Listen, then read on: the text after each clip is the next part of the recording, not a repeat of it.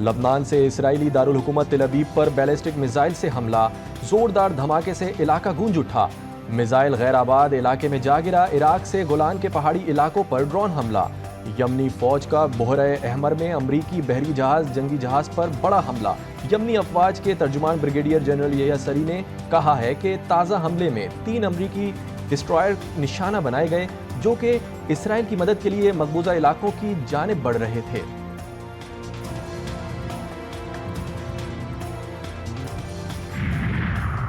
حسن نصر اللہ اسرائیلی حملے میں شہید، حزب اللہ نے شہادت کی تصدیق کر دی۔ حملے میں حسن نصر اللہ کی بیٹی سمیت 11 افراد شہید، 100 سے زائد زخمی ہوئے۔ حسن نصر اللہ کی شہادت پر لبنان بھر میں سوگ، ہزاروں لوگ گریہ و زاری و سینہ کوبی کرتے سڑکوں پر نکل آئے۔ حسن نصر اللہ کی شہادت کے اعلان کے بعد حرم رضوی کے مقدس گنبد کے جھنڈے کو سیاہ رنگ سے تبدیل کر دیا گیا۔ ہر آنکھ اشکبار، ہر شخص غم سے نڈھال۔ لبنانی مزاحمتی تحریک حزب اللہ کا اسرائیل کے خلاف جنگ جاری رکھنے کا اعلان۔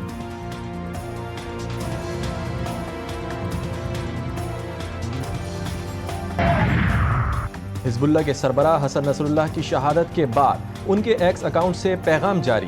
پیغام میں کہا گیا کہ کالے کپڑے پہنیں، ہمارے پیارے قائد کا ماتم کریں، ہو سکے تو آنسو بہائیں، لیکن امید نہ ہاریں اور شکست کا احساس نہ کریں۔ ہم ابا عبداللہ کی اولاد ہیں۔ شہید سید حسن نصر اللہ نے نوجوانوں کی ایک عمدہ نسل کی پرورش کی۔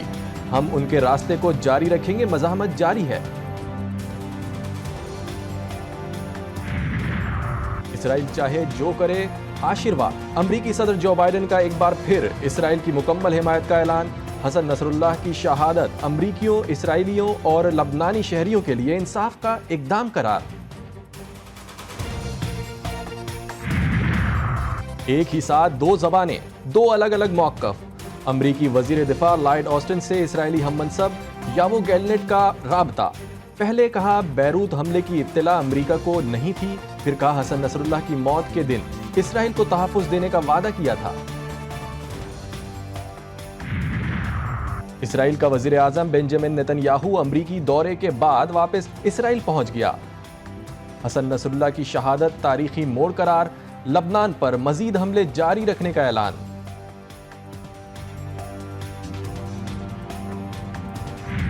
دنیا بھر میں احتجاج کی فضا۔ مظلوم فلسطینی اپنے سب سے بڑے مددگار کے بچھڑے جانے سے سوگوار۔ اسرائیلی حملوں کے باوجود فلسطین کے نوجوان رات گئے سڑکوں پر، صہیونی حکومت اور فورسز کے خلاف نعرے بازی۔ امریکہ حزب اللہ، حماس، حوثیوں اور ایرانی حمایت یافتہ دہشت گرد گروہوں کے خلاف اسرائیل کی حمایت کرتا ہے، جو بائیڈن۔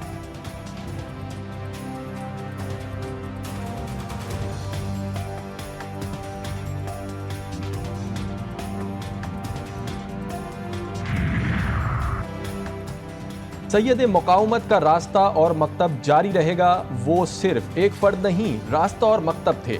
ایرانی سپریم لیڈر آیت اللہ سید علی خامنائی کا حسن نصر اللہ کی شہادت پر پیغام۔ کہا حزب اللہ لبنان نے ایک نایاب رہنما کھو دیا۔ مزاحمتی محاذ کی ضربیں اسرائیل کے کمزور اور زوال پذیر جسم پر مزید شدید ہوں گی۔ خطے کی تمام مزاحمتی قوتیں حزب اللہ کے ساتھ ہیں۔ شہید سید عباس موسوی کا خون رائے گا نہیں جائے گا۔ ایرانی سپریم لیڈر کا ملک میں 5 روزہ سوگ کا اعلان۔ حماس کا حسن نصر اللہ کی شہادت پر گہرے دکھ کا اظہار۔ اسرائیل کے خلاف جدوجہد یوں ہی جاری رہے گی۔ حماس کا اعلان۔ عراقی پارلیمنٹ میں بھی گریہ و زاری اور سوگ۔ عراق کا حزب اللہ سربراہ حسن نصر اللہ کی شہادت پر 3 روزہ سوگ کا اعلان۔ یمن کی مزاحمتی تنظیم انصار اللہ کا بھی حسن نصر اللہ کی شہادت پر افسوس اور دکھ کا اظہار۔ اپنے بیان میں کہا سید حسن نصر اللہ کی شہادت سے ہماری قربانی کے جذبے کو تقویت ملے گی۔ آخری فتح حق کی ہوگی اور اسرائیل کے عارضی وجود کا خاتمہ ہوگا۔ عراق، شام اور یمن میں سرکاری سطح پر 3 روز سوگ رہے گا۔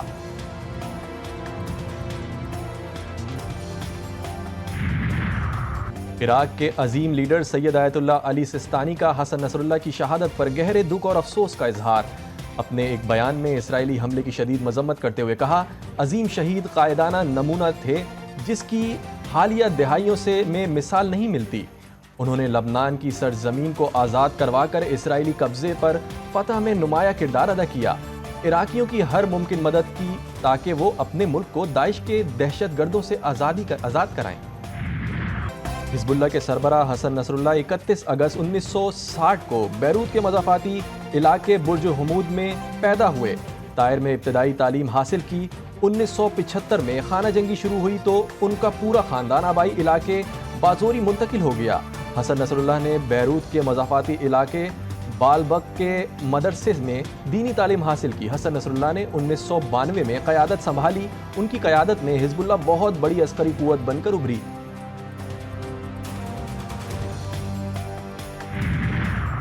سید حسن نصر اللہ کی شہادت کی خبر سن کر المیادین کی ٹی وی نیوز اینکر اپنے جذبے پر قابو نہ رکھ سکیں۔